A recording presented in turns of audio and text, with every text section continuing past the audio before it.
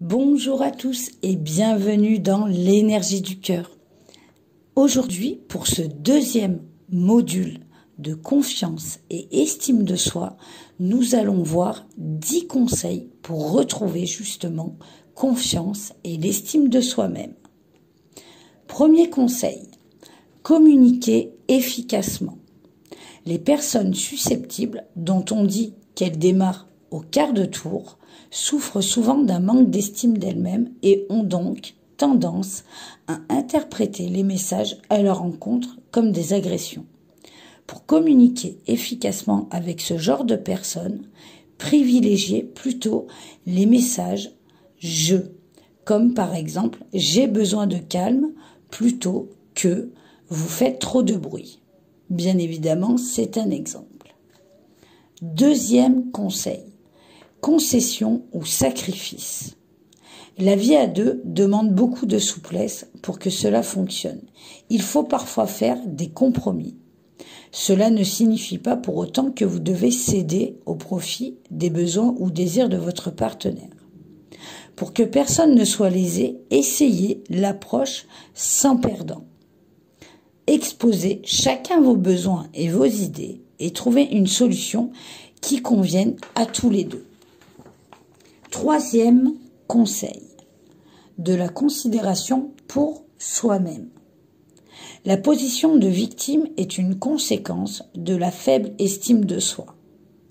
On n'a pas assez de considération pour soi-même et l'on subit sa vie plutôt que de la vivre. Bien sûr, tout ne dépend pas de nous, mais la façon dont nous appréhendons justement les événements nous appartient. Garder cela à l'esprit vous permettra de ne pas se laisser entraîner dans ce cercle vicieux. Quatrième conseil, un physique ingrat. La relation qu'on entretient avec son apparence a un grand rôle dans l'estime de soi.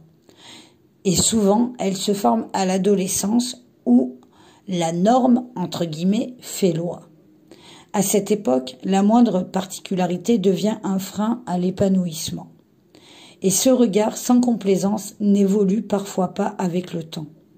Apprenez à vous réconcilier justement avec votre apparence. Pour cela, concentrez-vous sur vos atouts plutôt que sur ce que vous n'aimez pas chez vous. Mettez en valeur vos atouts. Cinquième conseil, moi moche et méchant. Quand on a une faible estime de soi-même, on ne s'attend évidemment pas à ce que quelqu'un s'intéresse à soi. Et cela devient un véritable cercle vicieux. Prenez conscience justement de vos atouts, dressez une liste de vos qualités et une autre de vos défauts. Prenez ensuite la liste des défauts et essayez justement de les transformer en qualité. Car désordonné devient créatif, pointilleux et perfectionniste. Sixième conseil, respirez. Quand vous sentez l'angoisse monter en vous, le stress vous submerge. Accordez-vous une pause et respirez justement, profondément. Donc inspirez par le nez en gonflant le ventre. Emplissez bien vos poumons, puis relâchez l'air tout doucement par le nez ou la bouche. Renouvelez justement cet exercice autant de fois que nécessaire. Cela vous permettra justement de faire baisser vos angoisses, votre stress, et vous permettra de ne plus être submergé justement par toutes ces peurs, toutes ces angoisses et tout ce stress. Septième conseil, faire des pauses. Plus on passe de temps à travailler sans s'accorder de pause, plus on met de temps à travailler. Et moins on est efficace. Il est impératif de savoir s'arrêter régulièrement pour faire autre chose, se vider la tête. Cela permet, outre le fait de se changer les idées, de revenir justement beaucoup plus productif et plus motivé au travail. Huitième conseil, voir ce qui va bien. brûlé, un retard, une coiffure ratée et vous voilà au 36e dessous. Arrêtez de vous miner pour des détails. Tout ne peut pas être parfait tout le temps. Focalisez-vous sur ce qui fonctionne, ce qui va bien.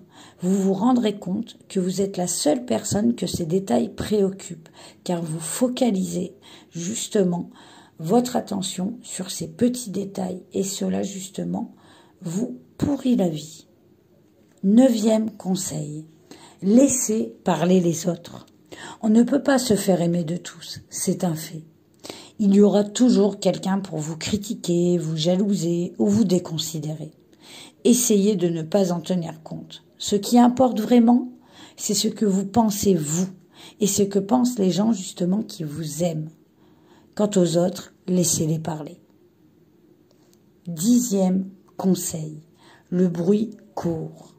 Dans le milieu professionnel, la rumeur est un sport couru. Le problème, c'est quand elle vous concerne directement. Le meilleur moyen pour la faire cesser, c'est de l'ignorer. En réagissant, vous vous impliquez et vous donnez justement de quoi alimenter la rumeur. Au contraire, si vous ne réagissez pas, elle reste extérieure à vous et va mourir d'elle-même. Car les gens qui vous connaissent sauront qu'elle est fausse. Quant aux autres, ils s'arrêteront d'eux-mêmes quand cela ne les amusera plus. Laissez justement courir tous ces bruits. Voilà pour ces 10 autres conseils pour retrouver confiance et estime de soi dans divers domaines. Et je vous retrouve pour le 3e module avec les 10 prochains conseils.